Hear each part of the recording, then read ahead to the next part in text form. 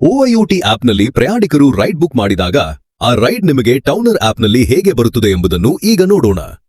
ಮೊದಲು ಟೌನರ್ ಆಪ್ ಅನ್ನು ತೆರೆಯಿರಿ. ಆಪ್ನಲ್ಲಿರುವ ಸ್ಲೈಡ್ ಟು ಗೋ ಆನ್ಲೈನ್ ಆಯ್ಕೆಯನ್ನು ಸ್ಲೈಡ್ ಮಾಡಿ. ನಿಮ್ಮ ಖಾತೆಯನ್ನು ಆನ್ಲೈನ್ನಲ್ಲಿ ಇಟ್ಟುಕೊಳ್ಳಿ. ಆಗ ಮಾತ್ರ ನಿಮಗೆ ಹೊಸ ರೈಡ್ಗಳು ಬರುತ್ತವೆ.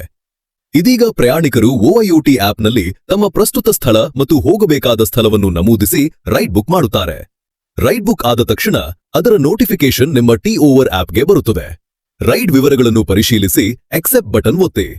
ರೈಡ್ ಸ್ವೀಕರಿಸಿದ ನಂತರ ನ್ಯಾವಿಗೇಟ್ ಆಯ್ಕೆಯನ್ನು ಬಳಸಿ ಪ್ರಯಾಣಿಕರ ಸ್ಥಳಕ್ಕೆ ತೆರಳಿ. ಪ್ರಯಾಣಿಕರ ಪಿಕಪ್ ಸ್ಥಳಕ್ಕೆ ತಲುಪಿದ ನಂತರ ಟ್ಯಾಪ್ ಟು ಅರೈವ್ ಬಟನ್ ಒತ್ತಿ. ಪ್ರಯಾಣಿಕರು ವಾಹನಕ್ಕೆ ಹತ್ತಿದ ನಂತರ ಸ್ಟಾರ್ಟ್ ಟ್ರಿಪ್ ಬಟನ್ ಕ್ಲಿಕ್ ಮಾಡಿ. ನಂತರ ಪ್ರಯಾಣಿಕರಿಂದ OTP ಕೇಳಿ ಆಪ್ನಲ್ಲಿ ನೀಡಿರುವ ಜಾಗದಲ್ಲಿ OTP ನಮೂದಿಸಿ.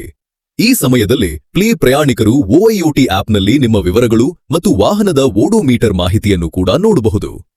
OTP ನಮೂದಿಸಿದ ನಂತರ ವೆರಿಫೈ ಬಟನ್ ಒತ್ತಿ ಮತ್ತು ಪ್ರಯಾಣವನ್ನು ಪ್ರಾರಂಭಿಸಿ. ಮುಂದೆ ಪರದೆಯನ್ನು ಕೆಳಕ್ಕೆ ಸ್ಲೈಡ್ ಮಾಡಿದರೆ ನ್ಯಾವಿಗೇಟ್ ಆಯ್ಕೆ ಕಾಣಿಸುತ್ತದೆ. ಅದನ್ನು ಒತ್ತಿದರೆ ನಿಮ್ಮ ಡ್ರಾಪ್ ಲೊಕೇಶನ್ ನೇರವಾಗಿ ಗೂಗಲ್ ಮ್ಯಾಪ್ಸ್ನಲ್ಲಿ ತೆರೆದುಕೊಳ್ಳುತ್ತದೆ. ಗಮ್ಯಸ್ಥಾನಕ್ಕೆ ತಲುಪಿದ ನಂತರ ಟಿ-ಓವರ್ ಆಪ್ನಲ್ಲಿ ಎಂಡ್ ಟ್ರಿಪ್ ಬಟನ್ ಒತ್ತಿ. ಪ್ರಯಾಣದ ವೇಳೆ ನೀವು ಟೋಲ್, ಪಾರ್ಕಿಂಗ್ ಅಥವಾ ಪರ್ಮಿಟ್ ಶುಲ್ಕ ಪಾವತಿಸಿದ್ದರೆ ಅವುಗಳನ್ನು ಫೇರ್ ಅಡ್ಜಸ್ಟ್ಮೆಂಟ್ ವಿಭಾಗದಲ್ಲಿ ಸೇರಿಸಿ. ನಂತರ ಕ್ರಿಯೇಟ್ ಇನ್ವಾಯ್ಸ್ ಬಟನ್ ಒತ್ತಿ. ಇನ್ವಾಯ್ಸ್ ಸೃಷ್ಟಿಯಾದ ನಂತರ ಪರದೆಯನ್ನು ಕೆಳಕ್ಕೆ ಸ್ಲೈಡ್ ಮಾಡಿ ಸೆಂಡ್ ಇನ್ವಾಯ್ಸ್ ವಾಯಾ ವಾಟ್ಸ್ಆಪ್ ಆಯ್ಕೆಯನ್ನು ಕ್ಲಿಕ್ ಮಾಡಿ. ಇನ್ವಾಯ್ಸ್ ಕಳುಹಿಸಬೇಕಾದ ಮೊಬೈಲ್ ಸಂಖ್ಯೆಯನ್ನು ನಮೂದಿಸಿ ಸೆಂಡ್ ಬಟನ್ ಒತ್ತಿ. ಅದು ನೇರವಾಗಿ ವಾಟ್ಸ್ಆಪ್ಗೆ ಕರೆದೊಯ್ಯುತ್ತದೆ ಮತ್ತು ಇನ್ವಾಯ್ಸ್ ಅನ್ನು ಪ್ರಯಾಣಿಕರಿಗೆ ಸುಲಭವಾಗಿ ಕಳುಹಿಸಬಹುದು.